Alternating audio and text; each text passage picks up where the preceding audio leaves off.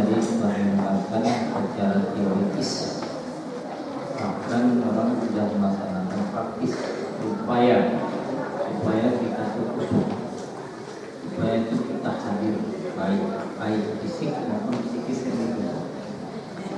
fisik maupun psikis di dalam sholat. Kita sudah juga berupaya bahwa kita itu betul-betul di hadapan Allah.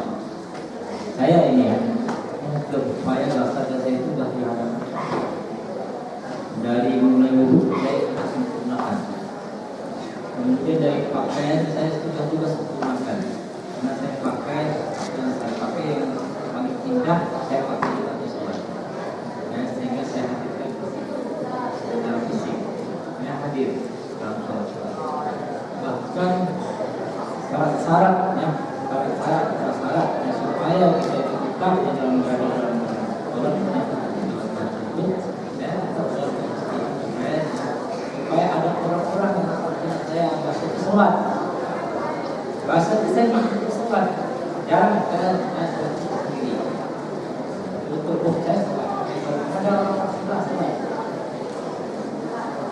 Namun demikian, ya tidak pernah saya rasakan 100%, bahkan 60% dari sholat itu. Kecuali tadi ya, sampaikan mungkin ada sekitar 80% kalau saya sholat itu ramalan. Tapi kita kan tidak mungkin sholat itu ramalan terus, karena kita harus sholat lima waktu. Ya, ada subuh, ada zuhur, ada asar, ada maghrib, ada isya. Itu sholat itu waktu-waktu. Dan waktu-waktu itu waktu-waktu perjuangan semuanya. Semua waktu-waktu itu waktu perjuangan. Ini yang paling berat kali yang saya rasakan. Saya ingin sholat ke subuh kalau lah, karena saya baru istirahat. Tapi ketika itu yang subuh, apalagi asar, ini perjuangan berat sekali. Pertama sekali karena kelelahan berpikir maupun kelelahan fisik. Ya, ketika saya awal sholat itu betul-betul pada awalnya Allah terus ya kita sholat tujuannya dikatakan tadi kalau indahnya sudah, kemudian bacaan dan upaya sudah mungkin ya kita ada kan itu kemudian di tengah-tengah nanti atau nanti di tengah-tengahnya yang saya ingat lagi dengan pekerjaan saya ingat lagi dengan problem-problem saya. Uang saja. Saya ingat lagi dengan problem-problem. Kemudian masuk lagi. Masa saya sholat. Kemudian nanti masuk lagi ya. Masuk lagi dengan persoalan. Ini karena saya lebih banyak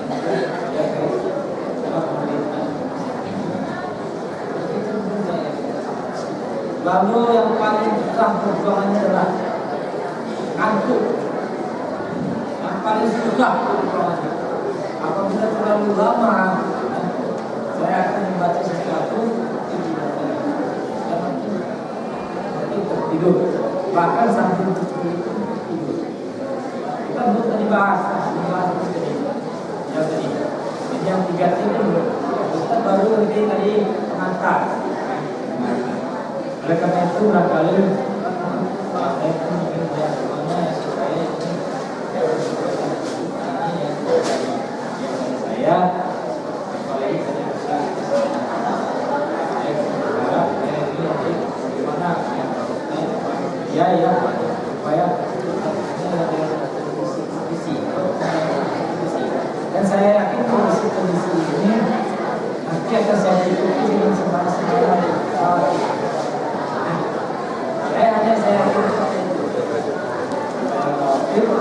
ya dan sholat lainnya, sholat malam, bahkan sholat pagi.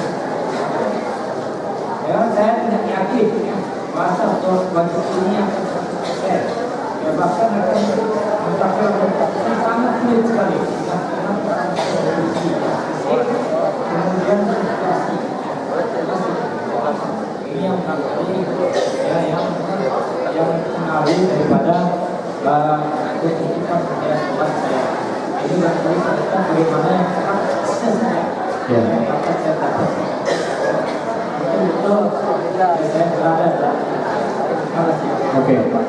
Terima kasih Bapak Wakil Wali Kota. Anak-anak sekalian, mohon perhatian semuanya, tidak ada yang berikut di belakang. Kita bisa mendengarkan habis ini bagaimana penjelasan dari Pak Kiai, karena pengalaman ruhani dari Pak Wakil Wali Kota tadi memang mungkin juga semua kita merasakan bahwa memang di awal sangat khusyuk rasanya, tapi begitu masuk rokat kedua channelnya sudah berpindah. Nah, ini menjadi problem. Jadi bagaimana sebetulnya Pak Kiai? Karena memang dari tadi kita juga menunggu sebetulnya bagaimana supaya nanti sholat subuh ini betul-betul kita khusyuk. Nah, kepada Pak Kiai Dr. Anusati Lukman Hakim kita persilakan. Ya, terima kasih Pak Wakil Wali Kota, Bapak-bapak, Ibu. Jadi pertanyaannya tadi itu mewakili semua umat manusia di dunia. Nah, pertanyaan Pak Wakil Wali Kota tadi seperti ini. Termasuk diri saya. Ya. Jadi ini pertanyaan Pak Wakil Wali Kota tadi adalah seperti itu. Karena beliau, kenapa bertanya seperti ini? Karena teliti. Nah, satu, ya, beda dengan Ustaz. Kalau Ustaz itu ngajari orang khusyuk, tapi dia nggak bisa khusyuk. Kayak saya, itu biasanya gitu. Tapi kalau beliau ini bercerita tentang dirinya, meneliti dulu dalam diri, jujur bertindak, jujur di dalam menjelaskan dan apa adanya. Dan yang beliau rasakan sama persis dengan yang saya rasakan. Mungkin ibu-ibu lebih baik ya. Ya, kalau gitu apa yang beliau rasakan sama persis dengan yang saya rasakan. Ya, karena itulah saya berjuang habis-habisan. Aduh. Ya, tadi dijelaskan mau Ustaz tentang khusyuk secara teoritis. Nah, ada bilang gitu. Ya, tapi secara praktisnya gimana nih? Nah, karena itulah saya berjuang habis-habisan. Dan mudah-mudahan dari hasil perjalanan saya itu bermanfaat bagi orang lain, dan orang lain termasuk generasi muda. Adik-adik ini yang sekolah di sini, mudah-mudahan akan lebih khusyuk dari saya. Nah itu, ya, Bapak dan Ibu sekalian, ini sekarang menyangkut praktek dan apa yang ada di dalam diri kita. Pertanyaan ini sama dengan pertanyaan saya sampai sekarang. Cuman saya sudah berusaha menjawabnya dan sudah berusaha melakukannya. Nah, barangkali pengalaman inilah yang perlu saya bagi. Karena kalau soal dalil, semua kita sudah menguasai, tidak kurang satu. Tapi yang kurang sekarang bagaimana praktek yang dirasakan itu. Nah ini sekarang ini. Teman saya juga begitu. Karena itu saya coba. Nah sekarang ini, mungkin ini kalau jawaban praktis, Pak, to the point, kayaknya agak susah kita omongin. Tapi mungkin menjadi inspirasi di kita semua, ya. Mungkin jawaban inilah yang akan menjadi acuan kita. Sekarang saya tanya, ya, Bapak dan Ibu, kalau kita tidak khusyuk, ya, tidak khusyuk, itu artinya apa? Saya sholat tidak khusyuk, apa sih itu menjadi? Pikirannya kenapa? Pikirannya kemana-mana ya? Nah, gitu dulu. Tadi kalau soal khusyuk kan sudah dijawab. Apa itu khusyuk? Wah, kan berrelot ada ya. Banyak lagi.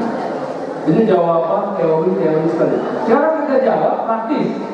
Tidak khusyuk itu kalau kita sholat pikirannya kemana-mana. Satu. Tidak khusyuk itu kalau kita sholat pikirannya tidak sholat. Dua. Kalau kita tidak khusyuk itu, kalau kita sholat, pikiran kita tidak sejalan dengan apa yang kita baca, apa yang kita hayati dalam melaksanakan sholat. Jadi kuncinya apa? Yang mesti dibetulin apanya? Pikir. Kan tadi dibilangin, lagi sholat pikiran kemana-mana. Berarti yang mesti dibetulin apanya?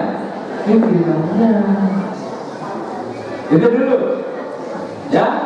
Nah ini pikirannya dibetulin. Itu. Tidak khusyuk berarti pikiran harus saya betulin. Praktisnya gitu. Sekarang betulinnya seperti apa?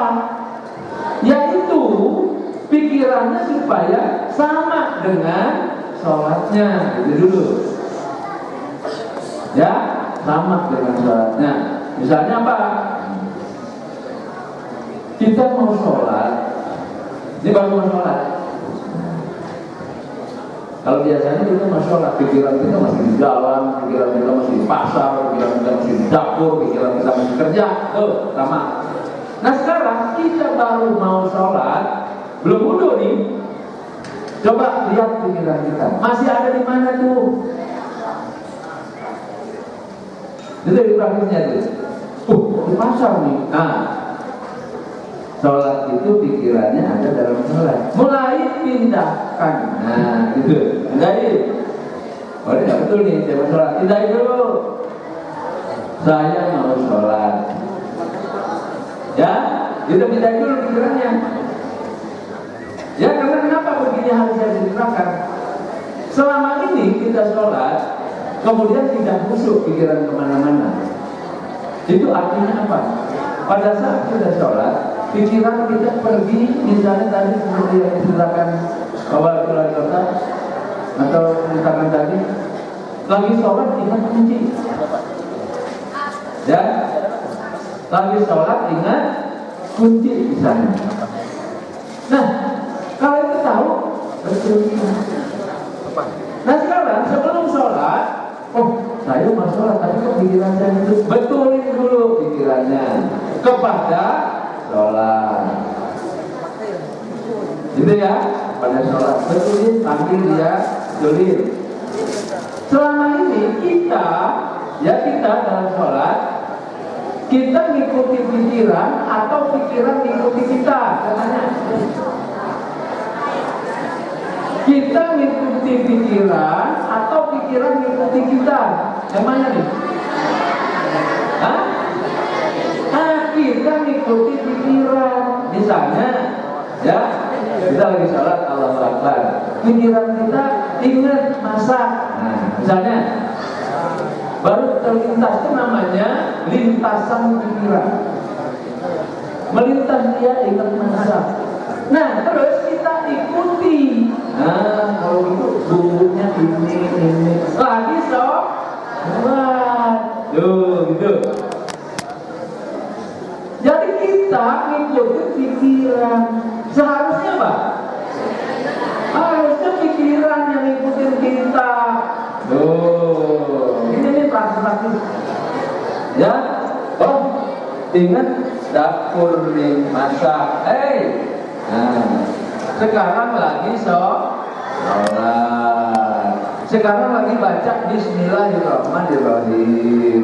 Pindahkan pikiran ke arti dan makna. Ini pindah-pindahin. Sekarang belajar pindahin. Pindah lagi ke sana. Nakal di pikiran ini. Betul nggak? Ini anak ini pergi lagi. Pindahin. Mendidik pikiran lebih sulit dari mendidik anak. Anggap aja pikiran kita itu anak kita yang mau kita didik. Karena itu salah satu fungsi kehusuan dalam sholat adalah mendidik, membimbing, dan melatih pikiran. Jadi ini inspirasi. Ya, jadi saya akan menjawab betul-betul berdasarkan inspirasi dan itu nanti praktekkan. Terus apakah kita lagi di tengah-tengah sholat kemudian ingat yang lain? Normal atau tidak? normal. Ya, semua kita seperti itu. Apa bedanya dengan yang khusyuk dalam sholat? Bedanya adalah kemampuan memindahkan itu dan kemampuan melatih dirinya. Nah, sehingga kemampuan itu semakin hari semakin meningkat di dalam berbagai keadaan. Nah, itulah kualitas khusyuk yang kita dari dalam diri kita ini. Setiap orang berbeda, tergantung ilmunya, tergantung latihannya, tergantung kesadarannya, tergantung keyakinannya, tergantung makrifatullahnya, tergantung daya juangnya, tergantung pengalaman hidupnya yang panjang. Nah, itu jadi nggak bisa disalahkan semua itu bagus-bagus saja. Artinya kita sudah melihat posisi kita ada di situ dan kita berusaha meningkatkan. Ya, jadi seperti yang Pak Wali Kota katakan tadi, jawabnya sama, ya, yang dirasakan Pak Wakil Wali Kota dengan saya sama, dan mungkin juga sama dengan kita semua. Cuman sekarang usaha kita, ya, untuk meningkatkan kualitas itu dari hari ke hari, terus menerus sampai mati. Nah, itu, ya. Nah, sekarang Bapak dan Ibu